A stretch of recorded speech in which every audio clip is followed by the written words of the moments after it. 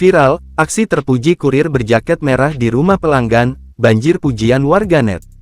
Tengah beredar sebuah video yang memperlihatkan aksi terpuji yang dilakukan oleh seorang kurir.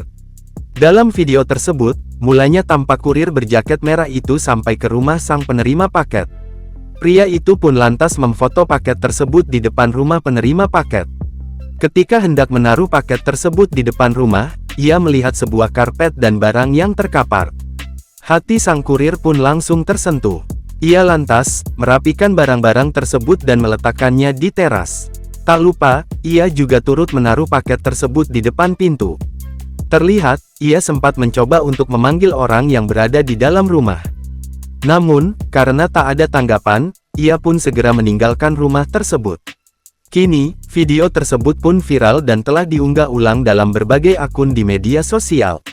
Salah satunya diunggah dalam akun Instagram @aboutetik, pada Rabu tanggal 28 Februari tahun 2024.